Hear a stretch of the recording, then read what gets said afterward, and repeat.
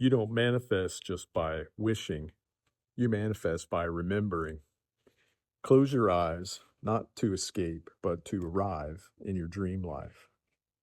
There. Isn't that delicious? Now, give it to yourself and feel it. You're already there. Now ask yourself, where does your attention go when you're not looking? So let's break this down. Assume the feeling of your wish fulfilled. So this is the cornerstone of everything that Neville Goddard teaches. So what does it mean? Assume. It means to take on, embody, inhabit, not just mentally, but emotionally and literally, viscerally, and feeling. What is it? It's your inner emotional state, not just your thoughts. It's the felt sense of it's done and that you're in it. Isn't that delicious? And your wish fulfilled, that's the end result, not the process. Like you don't imagine being with your SP, you imagine already thriving with your SP. That's delicious, right? And Neville taught that the subconscious mind accepts what you feel to be true, right? So, not what you merely say or think. So, this assumption is a creative act and it plants the seed in your consciousness. And it's important to observe the route your attention follows. And I use this as a diagnostic tool because it really is. Once you've assumed the feeling, you watch where your attention drifts and it guides you. So does where your attention is, like, does it stay anchored in the fulfilled state or does it wander into doubt, delay, or contradiction? So your attention is like a compass needle and it really reveals your inner state and where you are. So if you say, I am in a loving, committed relationship with my SP, but your attention keeps drifting to scarcity, no contact, or no texts or communications, then your new assumption hasn't quite taken root yet.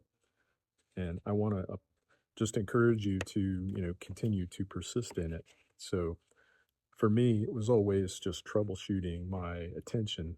And it's a self concept calibration tool because what you are is what you manifest. So just gently check yourself for contradictions and ask yourself, where does my attention go when I'm not consciously directing it? So if it drifts to how will this happen, you're in the means and you're not at the end. And if it drifts to I hope this works, you're continuing to be in wishful thinking and use your attention as feedback as it reveals your dominant vibration or your inner state.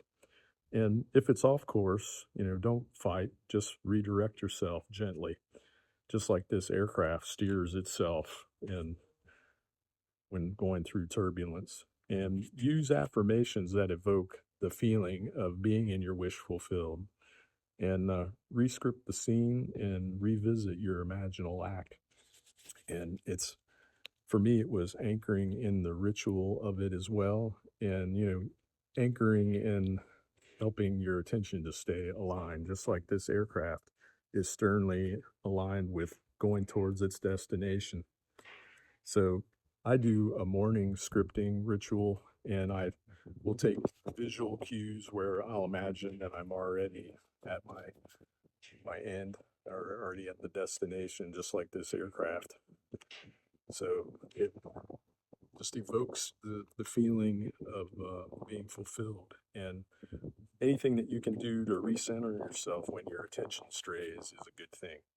So, I am in a loving, committed relationship with my SP. You're chosen, loved, and adored. And you just need to imagine the warmth, security, and joy that goes along with that and be in it.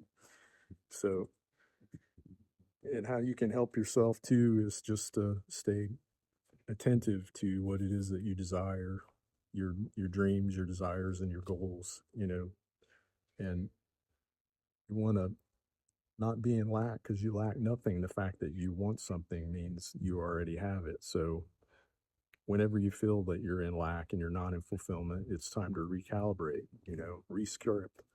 They're already mine and consciousness, and feel the bond, the presence, and the knowing. And want to feel and imagine the emotions of being together and better than ever. And it's deep, it's reciprocal, and it's magnetic. Keep on going, guys, and just continue to re-anchor. For example, every breath affirms I am chosen, cherished, and complete. And it's my favorite affirmation. I am always chosen, loved, and adored. So I just want to remind you guys to stay in the feeling of your wish fulfilled and just continue to go to the end and impress your subconscious mind with it. You don't chase love, you remember it. You don't wait for connection, you embody it.